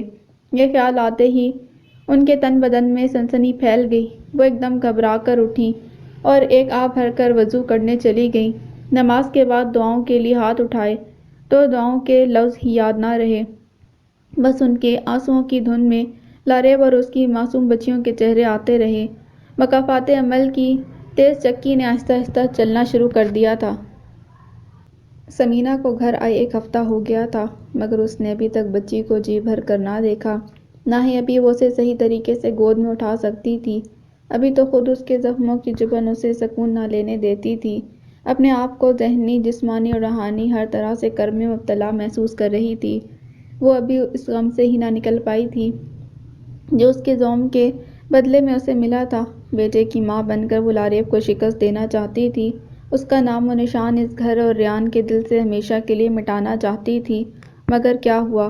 سب اس کی خوشیوں اور خواہشوں کے برعکس ہو گیا۔ اس کی امیدیں دم توڑ گئیں۔ اب اس کی گرفت ریان پر مزید ڈھیلی ہو جائے گی اور وہ اس کی دسترس سے بہت دور ہو جائے گا۔ وہ اس کا تھا ہی کب؟ دنیا داری اور محض اس کی دلجوئی کی خاطر اس نے اپنے فرائض نبھائے تھے، مگر وہ خود اپنے حسد اور انتقام کی آگ میں اس طرح جلی کہ اپنا دامن بھی اس آگ سے محفوظ نہ رہ سکا۔ اپنی روح کے آس پاس ایک الاؤ دہکتا محسوس ہوتا تھا۔ تم نے تو اپنے زوم میں یہ تک فراموش کر دیا کہ یہ اولاد اللہ کی دین ہے، جس پر چاہے رحمت کے دروازے کھول دے اور جسے چاہے اپنی نعمت سے نواز دے۔ اپنی آنکھوں سے بہت خاموشی سے گرتے آنسوؤں کی دھن میں اس نے اپنے بائیں طرف کوٹ میں لیٹے ہوئے اس معصوم وجود کو دیکھا جسے اب تک وہ قبول نہ کر پائی تھی۔ اس کے روپ میں اسے شکست کا احساس مزید تکلیف دے رہا تھا۔ اس کا نام تک رکھنے میں اس نے کوئی دلچسپی ظاہر نہ کی۔ حمیدہ بانو نے خود ہی اس کا نام رجا رکھ دیا۔ رجا کب سے رو رہی تھی۔ کمرے کے باہر سے گزرتی صفیہ بیگم اس کے رونے کی آواز سن کر جلدی سے اندر آئیں۔ ثمینہ آنکھیں موندے اپنی شکست کے احساس کو شکست دینے کی ناکام کوشش کر رہی تھی۔ ثمینہ، بچی کب سے رو رہی ہے، اب دیکھو تو صحیح سے، اسے اپنی گود میں اٹھاؤ تاکہ اس کی محبت کی گرمی سے تمہارے اندر ممتا کا احساس جاگے۔ صفیہ بیگم نے بچی کو اٹھا کر سینے سے لگایا اور اس کے پاس لائیں۔ میں تو خود اٹھنے کے قابل نہیں ہوں ممانی، وہ نکہت سے کہتی بامشکل اٹھ کر بیٹھی۔ اگر تم اسے نہیں دیکھو گی تو کون دیکھے گا؟ تم کیسی ماں ہو؟ کیا صرف بیٹے کو جنم دینے سے ممتا کا احساس ہوتا ہے؟ اسے بھی تم نے جنم دیا ہے، یہ تمہارے وجود کا حصہ ہے، اسے اتنی لاپرواہی نہ برتو۔ صفیہ بیگم نے بچی کو اس کی گود میں ڈال دیا۔ میں اس کا فیڈر بنا دیتی ہوں، اسے اپنے ہاتھ سے احتیاط سے پلاؤ، اس کا خیال رکھنا اب تمہارا کام ہے، صفیہ بیگم نے اسے سمجھایا۔ ثمینہ نے مشکل سے بچی کو گود میں اٹھایا۔ بچی اب چپ ہو گئی تھی، شاید اس ننھے وجود نے ماں کی گود کا لمس محسوس کر لیا تھا۔ ثمینہ نے صفیہ بیگم کے ہاتھ سے فیڈر لے کر اس کے ننھے سے منہ میں لگا دیا اور غور سے اسے دیکھنے لگی۔ اس میں اس معصوم کا کیا قصور؟ یہ تو میری اور ریان کی اولاد ہے، کیا میرے لیے یہ خوشی کی بات نہیں؟ ثمینہ نے آج پہلی بار اسے ممتا کے احساس سے چھوا اور اسے دیکھا تو اپنا غم بھولنے کی کوشش کرنے لگی، مگر اس کے وجود کو محسوس کرنے کے باوجود اس کے اندر اپنے ادھورے پن کا احساس غالب رہا۔ اس کی اداسی اور خاموشی دیکھ کر حمیدہ بانو کے اندر بھی اداسیاں سمٹ آئیں، مگر وہ ان محرومیوں کو آنسوؤں کا روپ دے کر بہا نہ سکتی تھی۔ اچانک ہی کتنے مشکل دوراہے پر ان کی زندگی آ گئی تھی۔ خوش ہونا بھی چاہتی تو نہ ہو سکتی تھی۔ رفتہ رفتہ ثمینہ نارمل ہونے لگی اور رجا کو ذہنی اور دلی طور پر تسلیم کر لیا۔ اب اس میں اس امید پر جی رہی تھی کہ اللہ نے چاہا تو جلد ہی اسے بیٹے کی نعمت عطا کر کے سرخرو کر دے گا اور پھر سے اس کا پلڑا بھاری ہو جائے گا۔ اسے ماموں کی ہی خواہش پوری ہوتے دیکھنا تھی، بلکہ ریان کی بھی مکمل غلبہ حاصل کرنے کی چاہ بڑھتی جا رہی تھی۔ ریان اور سب نے ہی رجا کو کھلے دل سے تسلیم کیا، یہاں تک کہ بخاری صاحب جو کچھ دن تو اداس اور خاموش رہے، مگر پھر پوتی کی محبت نے جوش مار ہی لیا۔ اب تقدیر سے لڑا تو نہیں جا سکتا تھا، اس لیے یہ سب کچھ قبول کرنا پڑا۔ مگر اب ان کی اس اپنائیت اور پوتی کی چاہ نے ریان کے دل میں ان کے لیے فاصلے بڑھا دیے۔ قدم قدم اسے اپنی بچیوں کا خیال آتا تھا، جنہیں بابا نے اپنی پوتیوں کی حیثیت سے کبھی گود میں اٹھا کر پیار کرنا تو درکنار دیکھنا تک گوارا نہ کیا، صرف اس لیے کہ انہوں نے لاریب کے وجود سے جنم لیا تھا اور رجا ان کی لاڈلی بہو ثمینہ کی بیٹی تھی۔ وہ جب بچی کو بخاری صاحب کی گود میں دیکھتا تو بخاری صاحب اس لمحے اسے نظر نہ ملا پاتے اور خوشی سے رجا کو حمیدہ بانو کی گود میں ڈال دیتے۔ حمیدہ بانو ہی زیادہ تر اسے سنبھالتی تھیں۔ ثمینہ کو ان فرائض کی انجام دہی سے اب چھوٹ مل گئی تھی، اس لیے اب وہ بھی اپنے میں مگن رہتی تھی۔ اب 3 ماہ گزر چکے تھے۔ اس کا اپنا رنگ روپ کس قدر مسخ ہو گیا تھا، اس نے اپنے آپ پر توجہ دینا چھوڑ دی تھی۔ اب اپنے آپ سے لاپرواہ ہو کر وہ ریان کی توجہ اور دھیان سے دور نہیں ہونا چاہتی تھی، اس لیے اپنی ڈگر پر واپس آ گئی۔ مگر ریان کی محبت حاصل کرنے میں اب بھی اس کی کوششیں رائیگاں تھیں۔ وہ پہلے سے بھی زیادہ خاموش اور اداس ہو گیا اور اپنی دنیا میں گم رہتا تھا۔ اس نے اپنے آپ کو آفس کے معاملات میں مصروف کر لیا تھا کہ گھر کے ماحول سے فرار چاہتا تھا، جہاں اس کے لیے زندگی کی کوئی رمق اور دلچسپی نہ تھی۔ رجا 4 ماہ کی ہو گئی تھی اور اب اسے ایکٹیو ہو جانا چاہیے تھا۔ حمیدہ بانو اور صفیہ بیگم نے محسوس کیا وہ کوئی رسپانس نہیں دیتی، بس ایک طرف پڑی رہتی ہے اور اپنے رونے سے اپنے ہونے کا احساس دلاتی ہے۔ حمیدہ بانو کو بہت زیادہ فکر لاحق ہوئی تو انہوں نے صفیہ بیگم سے بھی ذکر کیا۔ صفیہ بیگم نے بھی اس بات پر فکر مندی ظاہر کی اور ریان کے آفس سے آتے ہی انہوں نے رجا کے بارے میں بتایا۔ رجا صفیہ بیگم کی گود میں تیز بخار کی وجہ سے بے سدھ پڑی تھی۔ اسے آپ میرے ساتھ ڈاکٹر کے لے چلیں۔ ثمینہ کو بتانے کا کوئی فائدہ نہیں، وہ اپنی ذات سے باہر نکلے گی تو بچی کو دیکھے گی نا۔ ریان نے نہ چاہتے ہوئے بھی شکوہ کیا۔ حمیدہ بانو کو بھی تشویش ہو رہی تھی۔ میں بھی ساتھ چلوں گی، وہ بے تابی سے کہنے لگی۔ ڈاکٹر نے بچی کا تفصیل سے معائنہ کیا تو پتہ چلا بچی نارمل نہیں ہے۔ اس کے فوری ٹیسٹ کروانے کا کہا۔ ریان کے لیے ایک اور آزمائش اس کے راستے میں آ کھڑی ہوئی۔ صفیہ بیگم نے اپنی دکھی بیٹے کو دیکھا تو دل کٹنے لگا۔ اللہ پاک، میرے بچے کے نصیب کی خوشیاں کیوں روٹھ گئی ہیں۔ دل میں بوجھ سا لیے وہ گھر لوٹے تو بخاری صاحب تیزی سے ان کی طرف بڑھے۔ سب ٹھیک ہے نا؟ انہوں نے پوچھا۔ میرے بیٹے کی زندگی میں دکھوں اور غموں نے ایسا بسیرا ڈالا ہے کہ جانے کا نام ہی نہیں لیتے۔ صفیہ بیگم کی آواز میں آنسوؤں کی آمیزش تھی۔ کیا مطلب؟ کیا ہوا؟ بخاری صاحب نے چونک کر کہا۔ بخاری صاحب، بچی نارمل نہیں، اس کے دماغ کا مسئلہ ہے۔ ڈاکٹر نے فوری ٹیسٹ کے لیے کہا ہے، صفیہ بیگم نے بتایا۔ کیا کہہ رہی ہو صفیہ بیگم؟ بخاری صاحب کو ایک اور جھٹکا لگا۔ صحیح صورتحال ٹیسٹ اور MRI سے پتہ چلے گی، ریان نے مزید بتایا۔ ثمینہ کو نہیں بتانا، ابھی مشکل سے وہ اپنے دکھ سے باہر نکلی ہے، اگر اسے یہ پتہ چلا تو جانے کیا کر بیٹھے۔ بخاری صاحب کو اسی کی فکر تھی، یہ بات کب تک چھپی رہے گی؟ بچی جو جو بڑی ہوگی کیا اسے پتہ نہیں چلے گا؟ اور وہ ماں ہے، اسے تو پہلے پتہ چلنا چاہیے، مگر اسے اس کی پرواہ ہی کہاں ہے، ریان نے خفگی سے کہا۔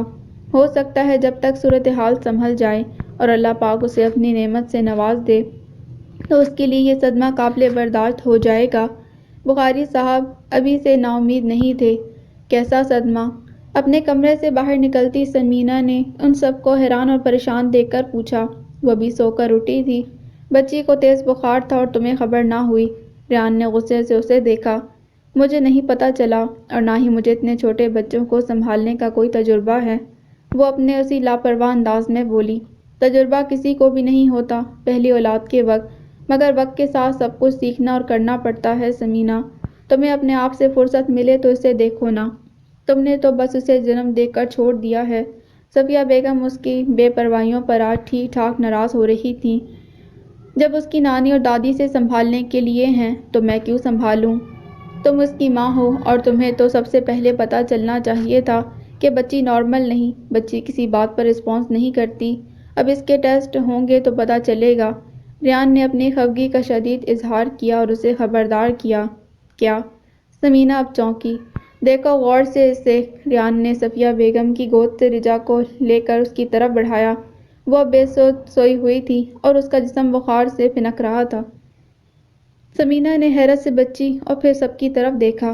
یہ بات بہت تشویش والی ہے بیٹا، اور اس کا پہلے سے بھی زیادہ خیال رکھنا ہے۔ بخاری صاحب نے اس کا پریشان چہرہ دیکھ کر کہا، مگر میں تو ایک نارمل بچے کو نہیں سنبھال سکتی، اسے کیسے سنبھالوں گی؟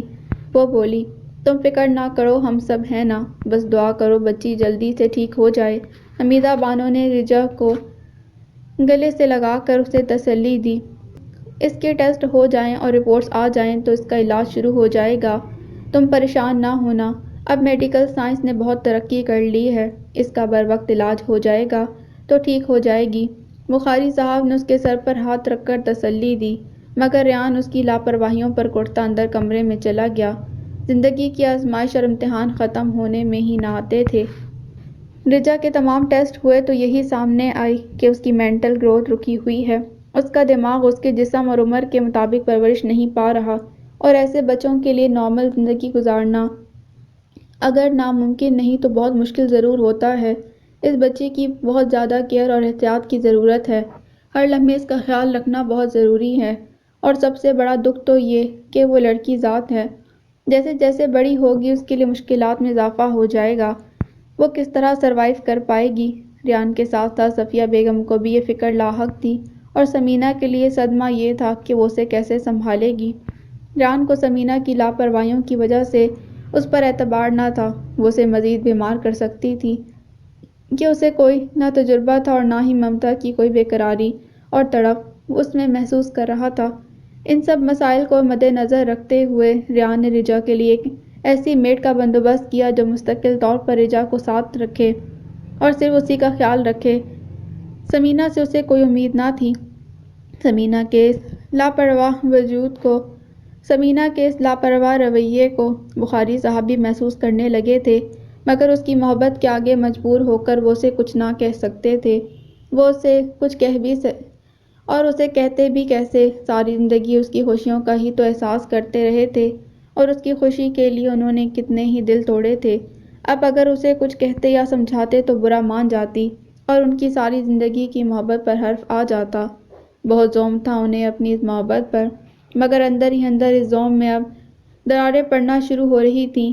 مگر اپنی انا کے خول میں محصور وہ اپنی کمزوری کو کسی پر عیاں نہیں کرنا چاہتے تھے، خاص طور پر ریان اور صفیہ بیگم کے سامنے۔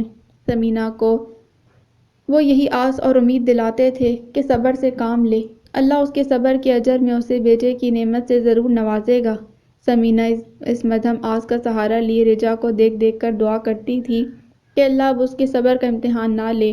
وہ ذہنی کوفت اور اذیت میں مبتلا ہوتی جا رہی تھی کہ اس نے پہلی اولاد بیٹی کو جنم دیا، اور بیٹی بھی ایسی جس میں آگے بڑھنے کی کوئی صلاحیت نہ ہو، وہ اپنے ہاتھ پاؤں تک نہ ہلا سکتی تھی۔ وہ بچی سمینہ کے لیے ایک بوجھ ہی تو تھی، اور وہ چاہتی تھی کہ یا تو وہ فوراً ہی بالکل ٹھیک ہو جائے یا اس سے چھٹکارا مل جائے۔ حالانکہ رجا اپنی آیا کے پاس ہوتی تھی اور رات کو اسی کے پاس سوتی، مگر کبھی کسی تکلیف سے رجا رات کو رونے لگتی تو وہ کمرے سے اٹھ کر ساتھ والے کمرے میں جایا کرتی تھی اور آیا کو بہت ڈانٹتی کہ اس کے رونے سے اس کی نیند خراب ہوتی ہے۔ ریان اس کے رویے سے بہت مایوس اور دکھی تھا۔ وہ جب اپنی اس مجبور اور لاچار رجا کو دیکھتا تو اسے حور اور نور یاد آ جاتی۔ وہ رجا کی صحت یابی اور اس کی آسان زندگی کی دعائیں مزید تیز کر دیتا کہ اس معصوم بچی کے لیے آسانی کر دے اور اسے سب گھر والوں کو اذیت بھری زندگی سے نجات دے دے، اور پھر اللہ نے اس کی دعائیں سن لی۔